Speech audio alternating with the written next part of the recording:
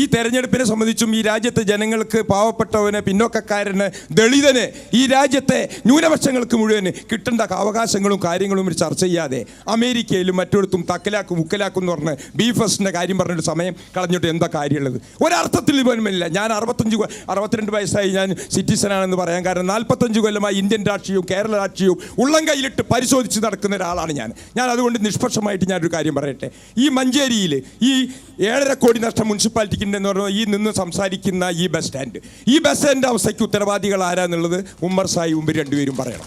ഇവർ രണ്ടുപേരും ഒത്തുകളിക്കുകയാണ്. ഇവിടെ പറഞ്ഞാൽ ഒരു സൗഹൃദ മത്സരമാണെന്നാണ് എനിക്ക് പറയാനുള്ളത്. ഇവിടെ ഓരോ തീരുമാനങ്ങളും എടുക്കുമ്പോൾ ചില ആളുകളെ എതിർക്കുക. ഇതിൻ്റെ പ്രശ്നം എന്ന് പറയുന്നത് വളരെ കൃത്യമായി തീരുമാനമെടുത്ത് ഇതിന് തീരുമാനിക്കാനുള്ള അധികാരമുള്ള ഒരു അതോറിറ്റി ഉണ്ട്. ആ അതോറിറ്റി, ട്രാൻസ്പോർട്ട് അതോറിറ്റി ഒരു തീരുമാനമെടുത്തിട്ട് ആ തീരുമാനമെടുത്ത് വരുമ്പോൾ പിറ്റേ ദിവസം വേറെ ജനങ്ങളെ എതിർക്കുക, അതല്ലെങ്കിൽ വേറെ ബസ്സുകാരെ എതിർക്കുകയാണ്, അതല്ലെങ്കിൽ പിറ്റേ ദിവസം വേറെ ഓട്ടോറിക്ഷക്കാരെ എതിർക്കുകയാണ്. അങ്ങനെ ഓരോ വിഭാഗങ്ങളും എതിർക്കേണ്ടത് കാരണത്തിൻ്റെ അടിസ്ഥാനത്തിൽ ഈ കാര്യത്തിൽ ഒരു പൊതുധാരണയിലെത്താൻ കഴിയാതെ പോയിരിക്കും. അവസാനം കോടതിയിൽ പോയിരിക്കുകയാണ്. അപ്പോൾ ഇതിന് അടിസ്ഥാന സൗകര്യങ്ങൾ ഉണ്ടാക്കി കൊടുത്താൽ ബാക്കി തീരുമാനിക്കേണ്ടത് ജനങ്ങളാണ്, സർവകക്ഷിയാണ്. എല്ലാവരും കൂടി എങ്ങനെ ഇത് വേണം എന്നതിനെ സംബന്ധിച്ച് കൺസെൻസിലെത്തണം. അതല്ലാതെ ഒരു മുനിസിപ്പാലിറ്റി സുപ്രഭാതത്തിന് തീരുമാനം എടുക്കുകയാണെങ്കിൽ ഇന്ന തീരുമാനം എടുക്കണം എന്ന് പറഞ്ഞിട്ടുണ്ടെങ്കിൽ ആ തീരുമാനം ഇംപ്ലിമെൻറ്റ് ചെയ്യാൻ കഴിയാതെ പോകുക എന്നുള്ളതാണ് പ്രശ്നം. ബസ് സ്റ്റാൻഡിൻ്റെ ഈ സ്ഥലം അക്വിസിഷൻ ആദ്യം നടത്തിയത് അന്നത്തെ ഇടതുപക്ഷ മുനിസിപ്പൽ ഭരണമാണ് ഫസ്റ്റിൽ. പിന്നീട് ഈ കെട്ടിടങ്ങളൊക്കെ വരുന്ന UDFൻ്റെ കാലഘട്ടത്തിലാണ്. ഇവിടെ 3 ബസ് സ്റ്റാൻഡ് ഉണ്ടായിട്ടും യാത്രാ സൗകര്യമില്ലാതെ ജനങ്ങൾ ഇന്നും വലയുന്നത് മുനിസിപ്പൽ ഭരണത്തിൻ്റെ കഴിവുകേടും. അത് പരിഹരിക്കണമെങ്കിൽ മുസ്ലിം ലീഗിനകത്തെ കടിപിടി ഒഴിവാക്കണം. അതല്ലാതെ മറ്റൊരു വിഷയം ഇതിനകത്തില്ല. ഒരു പാർട്ടിയെ അക്രമ രാഷ്ട്രീയത്തിലൂടെ അമർത്തപ്പെട്ടാൽ ഒരു പാർട്ടി ഇവിടെ ഇല്ലാതെ ആകുന്നില്ല. BJPയെ വളർത്തുന്നത് ഇവിടുത്തെ CPM ആണ് എന്നാണ് എൻ്റെ അഭിപ്രായം. കാരണം കണ്ണൂരിലേക്ക് തന്നെ നമ്മൾ ആലോചിച്ച് നോക്കി, അവിടെ പാർട്ടി വളരാനുള്ള കാരണം എന്താ? ഒരു BJPക്കാരെ കൊന്നാൽ അതിൽപ്പെട്ട CPMൻ്റെ ആളുകൾ BJP ആകുകയാണ്. അതേപോലെ തന്നെ CPMൻ്റെ ഒരാളെ കൊന്നാൽ അവരൊക്കെ BJP ആകുകയാണ്. നിങ്ങൾ 2 കൂട്ടരും ഒന്ന് അവിടെ വെട്ടി, ആ 2 ഇവിടെ വെട്ടി, പിന്നെ ഒന്ന് അപ്പുറത്ത് വെട്ടി, വെട്ടോട് വെട്ട. ഈ വെട്ടുകൊണ്ട് കേരളത്തിലുണ്ടാകുന്നത് ഈ 2 പാർട്ടിയും ഈ കേരളത്തിൽ ഉണ്ടാകരുത് എന്നാണ് എൻ്റെ അഭിപ്രായം. CPM അക്രമം നടത്തുന്ന പ്രസ്ഥാനമല്ല. ചരിത്രം മനസ്സിലാക്കണം. എന്ന് തുടങ്ങിയ 972 തലശ്ശേരി കലാപത്തിൽ RSS നടത്തിയ ഹീനമായ വർഗീയ നീക്കത്തെ ചെറുക്കാൻ CPM സഖാവ് പിണറായി ഉൾപ്പെടെയുള്ള യുവ നേതാക്കന്മാരുടെ നേതൃത്വത്തിൽ അന്ന് തുടങ്ങിയതാണ് RSSന് CPM കലി. ഒരു കാര്യം ഞാൻ നീട്ടി പറയാതെ പറയാം. കണ്ണൂർ പോലെ ശക്തമായൊരു കോട്ടയിൽ CPMന് അക്രമം നടത്തി പാർട്ടി വളർത്തേണ്ട ആവശ്യമില്ല. അവിടെയുള്ള സാമൂഹ്യ ജീവിതത്തിൽ നിറഞ്ഞു നിൽക്കുന്ന പ്രസ്ഥാനമാണ് കമ്മ്യൂണിസ്റ്റ് പാർട്ടി. പക്ഷേ അതിൽ അസഹിഷ്ണുക്കളായ RSSകാരാണ് അക്രമത്തിന് കോപ്പുകൂട്ടുന്നത്. ആ ചെറുത്തുനിൽപ്പല്ലാതെ ആക്രമണം CPMൻ്റെ മാർഗമല്ല. കാരണം അവിടെ ഒരു ആക്രമണം ഉണ്ടായാൽ ഏറ്റവും നഷ്ടം സംഭവിക്കുക CPMനാണ്. അക്രമ രാഷ്ട്രീയത്തിന് CPM എന്നും എതിരാണ്. പക്ഷേ എതിർഭാഗത്തും ഒരുപാട് പേർ മരിച്ചു വീഴുന്നുണ്ട്. CPMലും ഒരുപാട് പേർ മരിച്ചു വീഴുന്നുണ്ട്. പ്രതിരോധം എന്നുള്ള പേര് പറഞ്ഞുകൊണ്ടാണ് പലപ്പോഴും ആ കൊലപാതകങ്ങളെ ന്യായീകരിക്കുന്നത്. അതെങ്ങനെ ന്യായീകരിക്കാൻ സാധിക്കും? ന്യായീകരിക്കുക എന്ന് പറയുന്നത് സൂചിപ്പിക്കുന്നത് ഒരു പ്രദേശത്ത് നിരന്തരമായ ആക്രമണങ്ങൾ വരുമ്പോൾ ചിലപ്പോൾ ചില പ്രതിരോധങ്ങളോ ചില ചെറുത്തുനിൽപ്പുകളോ ഉണ്ടായേക്കാം. ഇപ്പോഴും സൂചിപ്പിക്കുന്നു CPIM ഒരാക്രമണം സംഘടിപ്പിക്കില്ല. പക്ഷേ CPIMനെ മാത്രമാണ് ഇവർ ടാർഗറ്റ് ചെയ്യുന്നത് എന്ന് യാഥാർത്ഥ്യം മനസ്സിലാക്കണം. ഇവിടെ BJPയെ വളർത്തുന്നു CPM എന്ന ആരോപണം അടിസ്ഥാനരഹിതമാകുന്നത് അവിടെയാണ്. ജീവൻ നഷ്ടപ്പെടുന്നതും പരിക്കേൽക്കുന്നതും സർവസ്വവും നഷ്ടപ്പെടുന്നതും CPMനാണ്, മറ്റാർക്കുമല്ല, മറ്റൊരു പ്രസ്ഥാനത്തിനല്ല. പക്ഷെ ഒരു കാര്യം കൂടി നിങ്ങൾ എന്നെ അനുവദിക്കണം. BJPയെ വളർത്തുന്നത് CPM ആണോ? BJPയെ വളർത്തുന്നത് BJPയുടെ പ്രവർത്തകന്മാരാണ്. അങ്ങനെ മറ്റേതെങ്കിലും രാഷ്ട്രീയ പ്രസ്ഥാനത്തിൻ്റെ തണലിൽ അല്ലെങ്കിൽ അവരുടെ ചെലവിൽ വളരുന്നൊരു പ്രസ്ഥാനമല്ല, വളർന്നു വന്ന പ്രസ്ഥാനമല്ല BJP കേരളത്തിൽ. പിന്നെ ഇദ്ദേഹം വളരെ കാര്യമായിട്ട് പറഞ്ഞു CPM അക്രമത്തിന് കൂട്ടുനിൽക്കുന്ന പാർട്ടിയല്ല, അതിനെ അംഗീകരിക്കുന്നില്ല എന്ന്. എനിക്കൊരൊറ്റ ചോദ്യമേ ചോദിക്കാനുള്ളൂ. അങ്ങനെയാണെങ്കിൽ CPM നേതൃത്വം നൽകിയിട്ട് കൊലപാതകം നടക്കുമ്പോൾ അല്ലെങ്കിൽ BJPയുടെയോ സംഘപരിവാറിൻ്റെയോ അല്ലെങ്കിൽ UDFൻ്റെ ഭാഗത്തെയോ ആളുകൾ മരണപ്പെടുമ്പോൾ അതിനകത്ത് പിടിക്കപ്പെടുന്ന കൊലയാളികൾക്ക് വേണ്ടി എന്തിനാണ് CPM കോടതി കയറി ഇറങ്ങുന്നത്? കൊടിസുനി അടക്കമുള്ള ആളുകൾ CPM അല്ല എന്ന് പറഞ്ഞാൽ അത് ഇവിടുത്തെ ജനങ്ങളെ മുഴുവൻ വിഡ്ഢികളാക്കുന്നൊരു സംവിധാനമല്ലേ? ഇത് ശരിയായൊരു നടപടിയാണോ? ചെയ്തിട്ടുണ്ടെങ്കിൽ ഉണ്ട് എന്ന് പറയാനുള്ള ചങ്കൂറ്റം എങ്ങനെയാണ് കാണിക്കേണ്ടത്? ഇരട്ടച്ചങ്കുള്ള പിണറായിയല്ലേ ഭരിക്കുന്നത്, നിങ്ങളുടെ നേതാവല്ല, അദ്ദേഹം ഒന്ന് പറയണ്ടേ? ഇവിടെ CPM നടത്തുന്ന അക്രമങ്ങൾക്ക് നിങ്ങൾ വെള്ളപൂശാനും നിൽക്കണ്ട. കാരണം മുഴുവൻ CPM ഗുണ്ടകൾക്കും ക്രിമിനലുകൾക്കും ഇവിടുത്തെ ആ നിയമപരിരക്ഷ നൽകുന്നത് ഇവിടുത്തെ പിണറായി ഗവൺമെൻറ്റാണ്.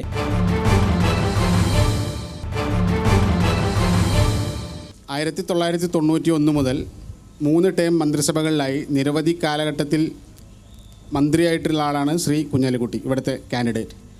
ഈ കാലഘട്ടത്തിൽ കേരളത്തിലെ വ്യവസായ വകുപ്പിനകത്ത് അദ്ദേഹം നടത്തിയിട്ടുള്ള ഇടപെടലുകൾ ഏതൊക്കെ രീതിയിൽ വിശദീകരിച്ചുകൊണ്ടാണ് നിങ്ങൾക്ക് വരാൻ വേണ്ടി കഴിയുക? അതിൽ സ്പോണ്ടേനിയസ് ആയിട്ടുള്ള മാറ്റങ്ങളെല്ലാം മാറ്റിവെക്കാം. എന്തുകൊണ്ട് LDFൻ്റെ ഭരണകാലഘട്ടത്തിൽ ഉണ്ടായ വലിയ നേട്ടങ്ങളെ പോലും പിന്നോട്ടടിപ്പിക്കുന്ന രീതിയിൽ, ഉദാഹരണ സഹിതം മലബാർ സിമെൻറ്റിൻ്റെയൊക്കെ കണക്കും ഡാറ്റയും എടുത്ത് പരിശോധിച്ചാൽ മനസ്സിലാക്കുന്നതാണ്. അത്തരത്തിൽ വലിയ പെർഫോമൻസ് നടത്തിയിട്ടില്ല എന്ന് മാത്രമല്ല, നിലവിലുള്ള സ്റ്റാറ്റസ് കോയെ താഴേക്ക് എത്തിക്കുന്ന തരത്തിലുള്ള പെർഫോമൻസുകൾ മാത്രം നടത്തിയിട്ടുള്ള കുഞ്ഞാലിക്കുട്ടിയെ മുൻനിർത്തിക്കൊണ്ട് മത്സരരംഗത്തേക്ക് വരുമ്പോൾ നിങ്ങൾ അത്തരത്തിലുള്ള ഒരു രാഷ്ട്രീയം മുന്നോട്ട് വെച്ച് എങ്ങനെയാണ് ജനങ്ങളെ അടുത്തുപോയി വോട്ട് ചോദിക്കാൻ വേണ്ടി നിങ്ങൾക്ക് സാധിക്കുക? അതിനു പുറമെ മലപ്പുറം ജില്ലയ്ക്കകത്ത് അദ്ദേഹം കൊണ്ടുവന്നിട്ടുള്ള ഏതെങ്കിലും ഒരു വ്യവസായ സ്ഥാപനത്തിൻ്റെ പേര് ഈ സദസ്സിനോട് വെളിപ്പെടുത്തണമെന്ന് അഭ്യർത്ഥിക്കുകയാണ്. IT വകുപ്പിൽ CPMൻ്റെ നിലപാടെന്തായിരുന്നു? കമ്പ്യൂട്ടർ പാടില്ല, ട്രാക്ടർ പാടില്ല. കമ്പ്യൂട്ടർ വന്നിട്ടുണ്ടെങ്കിൽ ഇവിടെ തൊഴിലവസരങ്ങൾ നഷ്ടപ്പെടും. ട്രാക്ടർ വന്നിട്ടുണ്ടെങ്കിൽ ഇവിടുത്തെ കർഷക തൊഴിലാളികൾ തൊഴിൽ നഷ്ടപ്പെടും. ഈ സമീപനമാണ് എടുത്തിരുന്നത്. ഇപ്പോൾ ഈ IT-യുടെ കാര്യം മാത്രം എടുത്തു നോക്കുക. അക്ഷയ പദ്ധതി ഇന്നിവിടെ കൊണ്ടുവന്നപ്പോൾ എന്തെല്ലാം പരിഹാസം ഉണ്ടായത്? അക്ഷയ പദ്ധതി ആദ്യമായി നടപ്പിലാക്കി ഒരു വീട്ടിൽ ഒരാൾക്കെങ്കിലും കമ്പ്യൂട്ടറിൻ്റെ മൗസ് പഠിപ്പിക്കാനുള്ള ദൗത്യം എടുത്തത് ഏറ്റവും പിന്നോക്ക ജില്ലയായ മലപ്പുറം ജില്ലയിൽ നിന്നാണ് അത് ആരംഭിച്ചത്. ഇന്ന് നിങ്ങൾ ആലോചിച്ച് നോക്കുക, അക്ഷയ പദ്ധതിയുമായി ഉപയോഗപ്പെടുത്തിയിട്ട് എത്രയെത്ര സ്വയം സംരംഭകർ മുന്നോട്ട് വന്നു, എത്രയെത്ര സർവീസ് സെൻ്ററുകൾ അതിന് മുന്നോട്ട് വന്നു.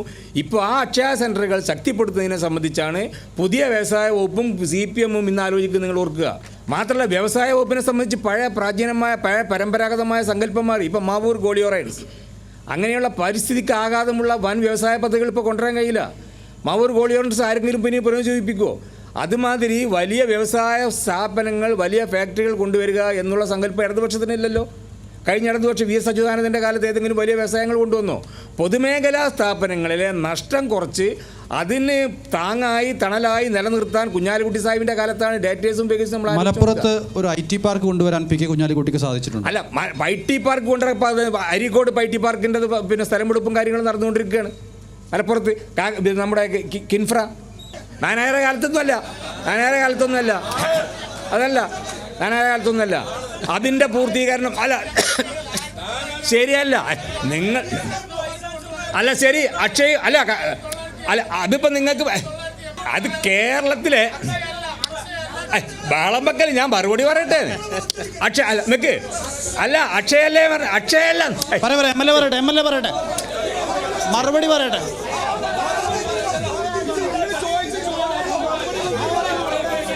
MLA പറഞ്ഞോളൂ കേൾക്കാം. സ്മാർട്ട് സിറ്റി, ശരി സ്മാർട്ട് സിറ്റി നിങ്ങളെ കാലത്താണോ?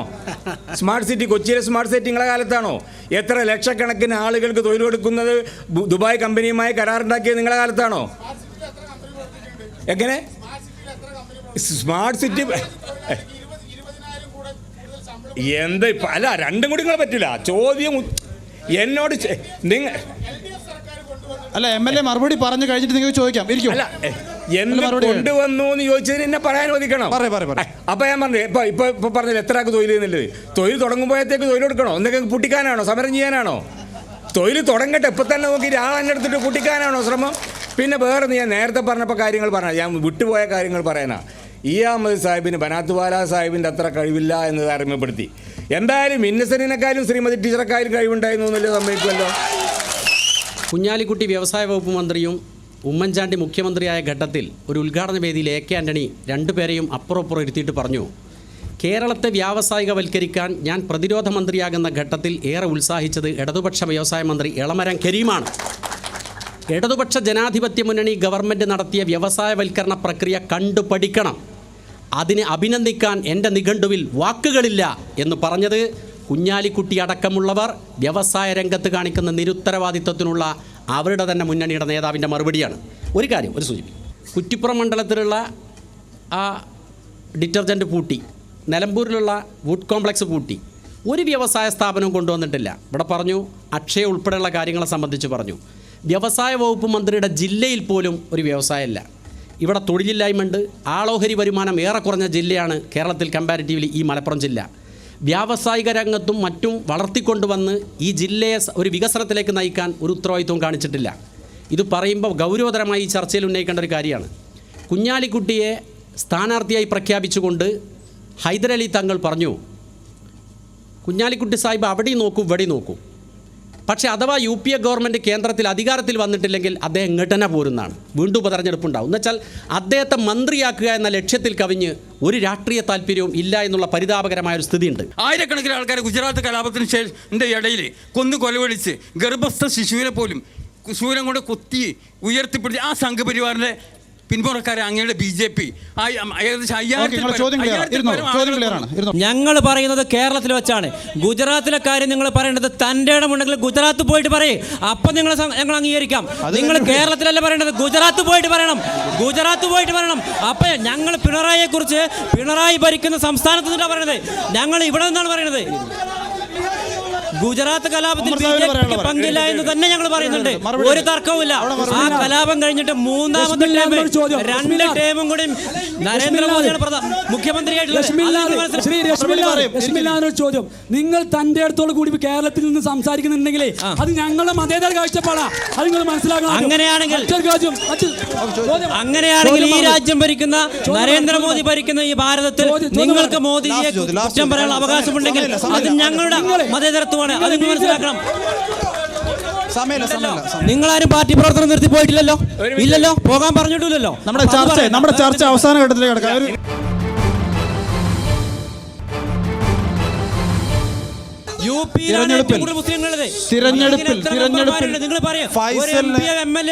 ഏത് രീതിയിലുള്ള വിജയം ഉണ്ടാകുമെന്നുള്ള പ്രതീക്ഷയാണ് LDF-നുള്ളത്. മലപ്പുറം ജില്ലയിൽ ഇടതുപക്ഷത്തിന് അനുകൂലമായ നല്ല മാറ്റം പ്രകടമാണ്. 2004 TK ഹംസാക്ക ഈ മണ്ഡലത്തിൽ 50,000 വോട്ടിൻ്റെ ഭൂരിപക്ഷത്തിന് ജയിച്ചത് വാസ്തവത്തിൽ മുസ്ലിം ലീഗിൻ്റെ കരുത്തുറ്റ മേഖലയാണെന്നുള്ള ആ സങ്കല്പത്തെ നന്നായി തകർത്ത് കളഞ്ഞു. പക്ഷേ 15-ൽ പറയട്ടെ, മുസ്ലിം ലീഗ് കീഴ്പോട്ടേക്ക് വളരുന്നത് കാണണം. ഇടതുപക്ഷത്തിന്റെ വളർച്ചയാണ് ഞാൻ സൂചിപ്പിക്കുന്നത്. അത് കേൾക്കാൻ അല്ല, ഈ കണക്കുകളെല്ലാം വെച്ച് ഒറ്റ കഴിഞ്ഞ നിയമസഭാ തെരഞ്ഞെടുപ്പിൽ തൊട്ടു മുമ്പത്തേത് 4.5 ലക്ഷമാണ് UDF-ന്റെ അധിക വോട്ടെങ്കിൽ ഇപ്പോൾ അത് 1.5 ലക്ഷമാണ്. ഇപ്പോൾ പെരിന്തൽമണ്ണയിലും മങ്കടയിലും 527ഉം 1250 വോട്ടിനാണ് ലീഗ് ജയിച്ചു കയറിയത്. അവിടെ മാത്രമല്ല, നിലമ്പൂരും താനൂരും ജയിച്ചത് മാത്രമല്ല, വള്ളിക്കുന്ന് വോട്ട് കുറഞ്ഞു, തിരൂരങ്ങാടി വോട്ട് കുറഞ്ഞു, മഞ്ചേരിയിൽ വോട്ട് കുറഞ്ഞു, കൊണ്ടോട്ടിയിൽ വോട്ട് കുറഞ്ഞു. എന്ന് വെച്ചാൽ മുസ്ലിം ലീഗിൻ്റെ വളർച്ച കഴിഞ്ഞ 13 കൊല്ലക്കാലമായി UDF-ഉം മുസ്ലിം ലീഗും കീഴ്പോട്ടാണ്. നമുക്ക് സമയമില്ല. നമുക്ക് ഈ കണക്കുകളെല്ലാം വെച്ച് LDF ഇത്തവണ എത്ര ഭൂരിപക്ഷത്തിന് വിജയിക്കും? ഈ കണക്കുകളെല്ലാം വെച്ച് ഈ പാർലമെൻറ്റ് മണ്ഡലത്തിൽ അതിശക്തമായ പോരാട്ടം ഇടതുപക്ഷം നടത്തിക്കൊണ്ടിരിക്കുകയാണ്. എല്ലാ വിഭാഗത്തിലുംപ്പെട്ട ജനങ്ങളുടെ അംഗീകാരം കിട്ടിക്കൊണ്ടിരിക്കുകയാണ്. ഫൈസൽ പ്രതിനിധീകരിക്കുന്ന ഇടതുപക്ഷത്തിൻ്റെ രാഷ്ട്രീയമാണ് ഈ കാലഘട്ടത്തിൻ്റെ വിജയം ഉറപ്പാക്കേണ്ടത് എന്ന് ജനങ്ങൾ തീരുമാനിച്ചു കഴിഞ്ഞു. നല്ല തോതിലുള്ള വിജയം, നല്ല ഭൂരിപക്ഷത്തോടുള്ള വിജയം ഫൈസൽ സ്വന്തമാക്കും എന്ന കാര്യത്തിൽ ഒരു തർക്കവും വേണ്ട. UDF-ന്റെ പ്രതീക്ഷ എന്താണ്? 1,94,000 ആയിരുന്നു കഴിഞ്ഞ തവണ അഹമ്മദ് സാഹിബിൻ്റെ ഭൂരിപക്ഷം. ഇത്തവണ അത് കൂട്ടുക എന്നുള്ള ലക്ഷ്യത്തോടു കൂടിയാണ് UDF പ്രവർത്തിക്കുന്നത്. ഇത്തവണ ഭൂരിപക്ഷം ലഭിക്കുമോ? എന്താണ് പ്രതീക്ഷ? അതെ, CPM-ന്റെ വളർച്ച മേപ്പോട്ടാണോ താഴോട്ടാണോ എന്നുള്ളത് ബംഗാൾക്കൊന്ന് നോക്കിയാൽ മതി. ബംഗാളിൽ 40 കൊല്ലം ഭരിച്ച CPM-ന് ഇപ്പോൾ എത്ര സീറ്റുണ്ട് പാർലമെൻറ്റിൽ, എത്ര സീറ്റുണ്ട് അസംബ്ലിയിൽ? അവിടെ 6ാമത്തെ പാർട്ടി, 7ാമത്തെ ഒരു പാർട്ടി ഇല്ലാത്തതുകൊണ്ട് അങ്ങനെ 6ാം സ്ഥാനത്ത് നിലനിൽക്കുക CPM ആലോചിക്കുക. UDF-ന് ഈ 2 ഗവൺമെൻറ്റുകളെയും ജനങ്ങൾ വിലയിരുത്തും. സംസ്ഥാനം ഭരിക്കുന്ന ഗവൺമെൻറ്റിനെയും കേന്ദ്രം ഭരിക്കുന്ന ഗവൺമെൻറ്റിനെയും വിലയിരുത്തി കുഞ്ഞാലിക്കുട്ടി സാഹിബിന് 2 ലക്ഷത്തിൻ്റെ മുകളിൽ ഭൂരിപക്ഷം ഉണ്ടാകും എന്ന കാര്യത്തിൽ ഞങ്ങൾക്ക് യാതൊരു സംശയമില്ല. 64,000-ഓളം വോട്ടാണ് കഴിഞ്ഞ തവണ ശ്രീപ്രകാശ് നേടിയത്. ഇത്തവണ എത്ര വോട്ട് നേടും? ഈ 2 മുന്നണികൾക്കും പാർലമെൻറ്റിൽ പോയിട്ട് ഒന്നും ചെയ്യാൻ സാധിക്കുന്നില്ല എന്നുള്ളത് ഇവർ 2 പേരും പറഞ്ഞു, ഇവിടുത്തെ പൊതുസമൂഹത്തിനും ബോധ്യമായി കഴിഞ്ഞു. ഇനി ആകെ ഇവിടുത്തെ പൊതുസമൂഹത്തിന് അവർക്ക് ആവശ്യമായിട്ടുള്ള മുഴുവൻ ആനുകൂല്യങ്ങളും വികസനവും നടക്കണമെങ്കിൽ പറഞ്ഞോട്ടെ, നിങ്ങൾക്ക് കയറി പറയല്ലേ, നടക്കണമെങ്കിൽ NDA വിജയിപ്പിക്കണമെന്ന് മാത്രമാണ്. വിജയിപ്പിച്ചാൽ ഒരു കേന്ദ്രമന്ത്രിയാണ് ഈ മലപ്പുറം പാർലമെൻറ്റ് മണ്ഡലത്തിലേക്ക് NDA നൽകാൻ പോകുന്നത്. 3 പാർട്ടികളും അവരുടെ നിലപാട് വ്യക്തമാക്കി കഴിഞ്ഞു. വോട്ടർമാരും അവരുടെ അഭിപ്രായങ്ങൾ പ്രകടമാക്കി കഴിഞ്ഞു. വളരെ സജീവമായ ചർച്ചയായിരുന്നു. ദേശീയ സംസ്ഥാന രാഷ്ട്രീയവും വികസനവും എല്ലാം തന്നെ ഇവിടെ ചർച്ചയായി. ഇതെല്ലാം നാളെ ബൂത്തിലേക്ക് പോകുമ്പോൾ, അടുത്ത ദിവസം ബൂത്തിലേക്ക് പോകുമ്പോൾ ഇതെല്ലാം പ്രതിഫലിക്കുമെന്നുള്ള കാര്യം ഉറപ്പാണ്. നമ്മുടെ ചിഹ്നം നാളെ വള്ളിക്കുന്നിൽ.